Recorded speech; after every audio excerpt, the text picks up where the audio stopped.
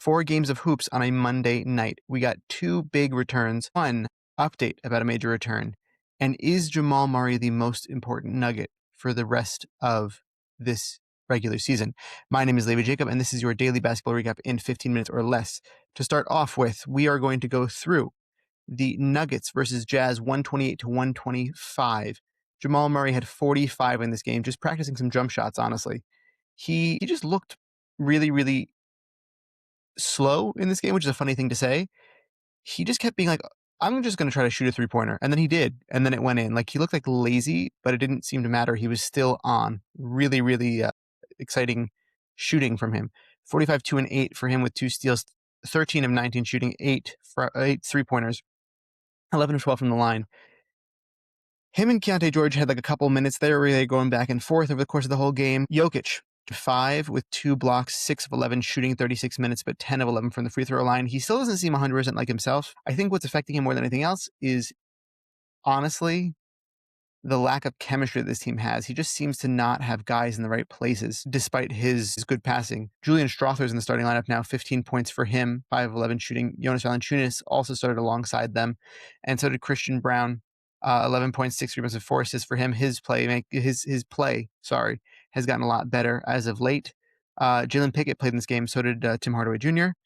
But overall, this Nuggets team is really, they just look low motor, and I think Jamal Murray was sick of it in this game. That's why he was shooting as much as he was. But again, he was just on. He was totally on. He had 7 turnovers though. As I mentioned before, Keyonte George 36, 2, 2, and 4 steals, 14 of 22 shooting. I feel like the Nuggets would do a lot to be able to get Keyonte George on the Nuggets team. To have like Jamal and Keyonte as a two-headed weapon next to Jokic would be incredible for them. Kyle Filipowski, 19 and 8 with 6 assists. His play has also gotten better as of late, with lack of a depth kind of in front of him is the truth. Ace Bailey, 18 points, 6 of 14 shooting, 32 minutes for him. Cody Williams has been getting some minutes. I still don't really understand it. He has some games where he looks really nice in the defensive end and some games where he's just kind of there. And he doesn't really offer much on offense either, but he played 11 minutes. Aside from that, it's a little bit disappointing to see Isaiah Collier go back to the bench. 20 minutes for him, 5 of 8 shooting, 10, 2, and 6.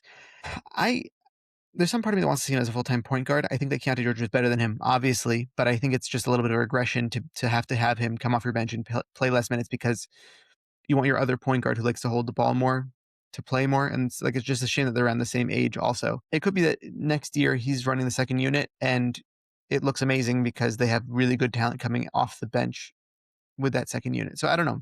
It remains to be seen, obviously. But I'm looking forward to it because this team is really a lot of talent and really, despite all of the injuries and everything else, held in there with this Nuggets team. Next, the Clippers beat the Warriors 114 to 101. This was Darius Garland's first game in a Clippers jersey. He put up a cool 12, 2, and 2 with a steal, 4 of 9 shooting, 23 minutes, 2 of 2 from the line. Looks promising. This might shift.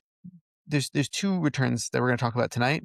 One of them is going to be the next game, but in this game, I want to discuss the fact that for Darius Garland, if he's able to play at a good enough level and able to raise the floor of this team, it greatly affects the Thunder's first-round draft pick in this year from the Clippers.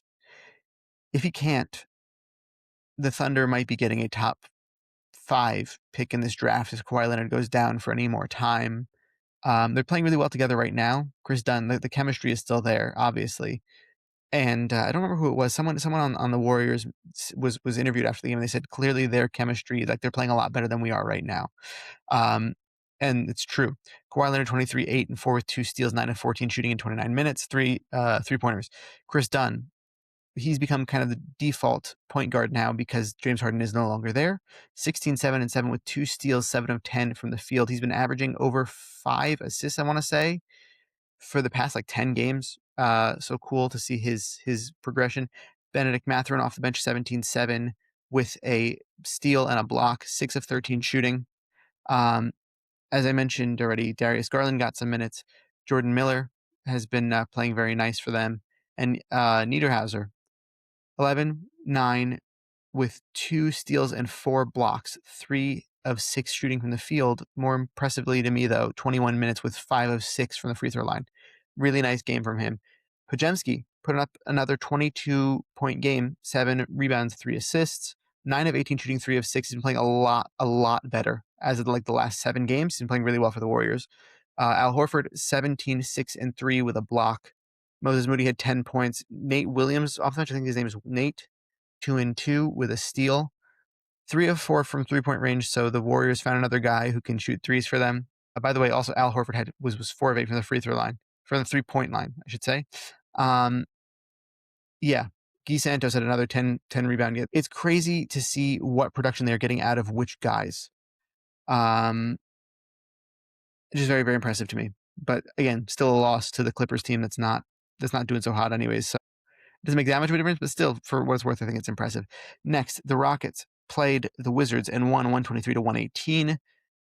Relatively close for what I feel like it should have been. However, Tari Eason was ejected after getting into it with, I don't remember which Wizards player it was, but he got himself too excited. Alperen Sengun had 32 points, 13 rebounds. He's come back around with his last performance, 32, as I said, 32 and 13.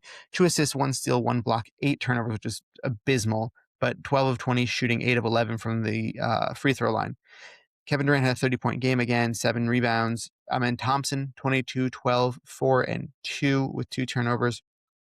Kevin Durant also, though, had 6 turnovers. This Wizards team is very. They play. I think I mentioned this a couple nights ago. They play the passing lanes well. 11 of 11, by the way, from the free throw line for Kevin Durant, as he usually does. He's incredible. Amen Thompson, 10 of 15 shooting, 1 of 1 from 3. So that's a good sign. He's trying to take some 3-point shots.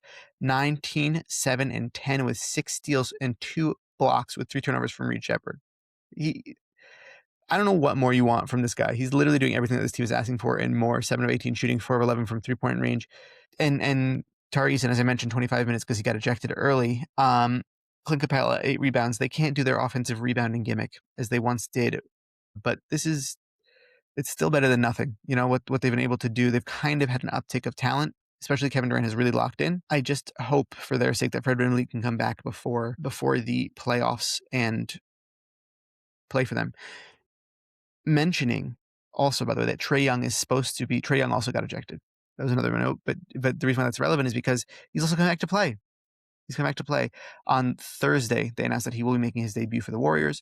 I wonder if Anthony Davis comes along with that, if they try to play them for any time. They said that they're going to try to push for the playoffs. I don't think that's true. I think they're just saying it for the sake of the fans, but I don't think it's a reality. Either way, Bilal Coulibaly had a great game. It says here 23 points. I think he had 24 points. 1 rebound, 1 steal, 2 blocks, 9 of 16 shooting in 27 minutes. They let him play more than 20 minutes. Isn't that exciting? 5 of 7 from 3-point range. This is a really good game for him. Keyshawn George, 16 points, mixed stat line, of course. The only other 20-point game was Sharif Cooper with 21, 8 of 10 shooting, 3 of 4 from 3-point range. Jaden Hardy also played for them, 14 points. Nice overall game for most of what the Wizards are able to produce. Again, they played 10 guys over 17 minutes. Every single person played over 17 minutes. That's not going to win you a basketball game, but they were really close. They were really close compared to the Rockets, who played significantly less people for significantly less time, some of them. So I really believe in what this Wizards team has to offer. By the way, Will Riley played another 33 minutes, but only 1 of 9 shooting. And last but not least, the biggest maybe storyline game of the night for the rest of the season as far as storylines go, but the Celtics beat the Bucks 108-81. The reason why that's significant is because Giannis Antetokounmpo came back. He has played his first game of the second half of the season, and it didn't matter. They really took him out, the Celtics. Peyton Pritchard scored 25 points off the bench for this team, 4 and 9 assists, 10 of 23 shooting, 5 of 10 from 3-point range. Hugo Gonzalez got the start, 18-16. That's rebounds, 1 assist, 3 steals, and 2 blocks, 7 of 15 shooting, 3 of 8 from 3-point range. He's really doing it all in 35 minutes in this game. Derek White, 5 of 18 shooting. That's 18 points with 9 assists. And Sam Hauser, 14 on 4 of 8 from 3-point range. Nick Vucevic got the start because they rested Jaylen Brown and Neemias Queta after finding out, or at least the way that the news broke was that they mentioned that they were going to be resting them after Giannis announced that he was coming back in this game. They let the rest of the team have a try. Luka Garza, 7 and 10 with 7 offensive boards, by the way. So very nice from from them. It was a team effort to beat this to beat this Bucks team.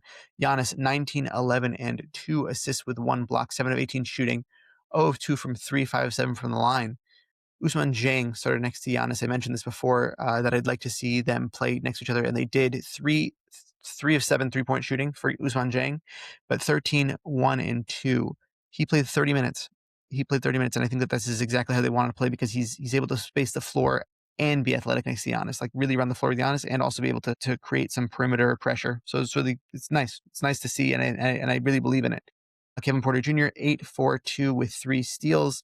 Miles Turner also started. So I guess Ousmane Dieng, they played him more. He started with him, but they played him more at the 3, which is a really interesting prospect to me. But either way, Miles Turner started 5, 4, and 3, 1 of 6 shooting from 3. He took all 3-point shots, and only one of them went in. Bobby Portis, though, off the bench with 12 points. Man, Ryan Rollins didn't even start. That's so bizarre. I didn't even see that. He played 24 minutes, but didn't even start. 2 of 11 shooting. Shouldn't be how it goes. They also only played Cam Thomas 11 minutes. I think this Bucks team has the possibility of pushing for a playoff spot. They really do. I think that they just have to get a better idea of what that is, and I don't know if Doc Rivers' scheme helps that approach. They play hard, that's for sure. Is that enough for the Bucks to actually be able to make a playoff push? That's my only question. With that being said, this is your daily basketball recap in 15 minutes or less. I want to thank you all for watching and listening, and I hope you have a great rest of your day. See you tomorrow.